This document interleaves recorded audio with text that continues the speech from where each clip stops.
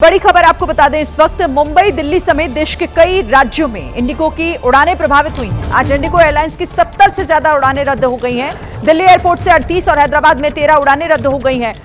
Pilot की कमी और तकनीकी खराबी के चलते ये उड़ानें रद्द की गई हैं। इंडिगो एयरलाइंस ने बयान जारी कर इस बारे में ये जानकारी दी है। उड़ानें रद्द होने से एयरपोर्ट पर यात्री परेशान दिखाई दिए हैं।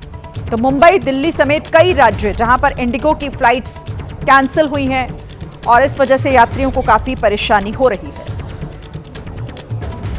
App based cab service sector में ओला, उबर और रैपिडो जैसी बड़ी कंपनियों को टक्कर देने के लिए एक देसी कंपनी मार्केट में उतरी है।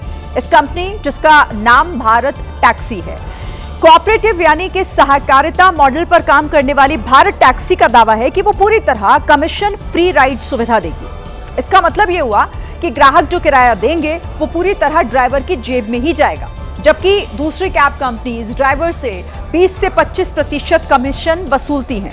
ड्राइवरों को जब कमीशन नहीं देना पड़ेगा तो ग्राहकों का किराया भी कम हो जाएगा। भारत टैक्सी से जुड़े ड्राइवर्स को कमीशन की बजाय मामूली रकम मेंबरशिप फीस के तौर पर भरनी होगी।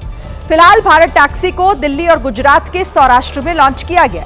सिर्फ 10 दिनों में 51,000 से ज्यादा ड्राइवर इस कोऑपरेटिव प्लेटफॉर्म से जुड़ चुके हैं। भारत टैक्सी ऐप सहकार टैक्सी कोऑपरेटिव लिमिटेड के तहत काम करता है, जिसे केंद्रीय सहकारिता मंत्रालय और आईटी मंत्रालय का समर्थन हासिल है। देखिए, इस ऐप से जुड़ा हर ड्राइवर कोऑपरेटिव सोसाइटी का मेंबर और शेयर होल्डर है और साल के अंत में कोऑपरेटिव इसमें होने वाले मुनाफे में ड्राइवर्स को भी हिस्सा मिलेगा। भारत टैक्सी ऐप अभी गूगल प्ले पर उपलब्ध है और जल्द ही इसका iOS वर्जन भी आने वाला है। वाराणसी का बीएचयू कैंपस उस समय युद्ध का मैदान जैसा बन गया जब बिरला हॉस्टल और प्रोक्टोरियल बोर्ड के जवान आमने सामने आ गए। मामूली सी बहस से शुरू हुआ यह विवाद मारपीट और पत्थरबाजी तक पहुंच गया और देखते ही देखते बीएचयू परिसर रण क्षेत्र बन गया। उग्र छात्रों ने सुरक्षा कर्मियों पर पथराव शुरू कर दिया।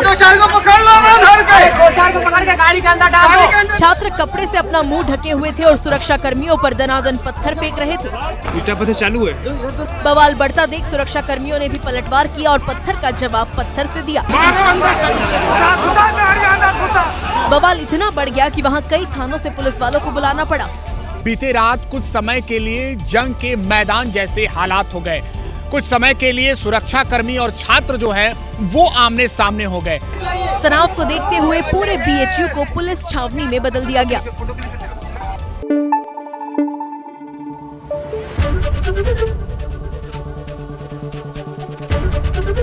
एबीपी न्यूज आपको रखे आगे।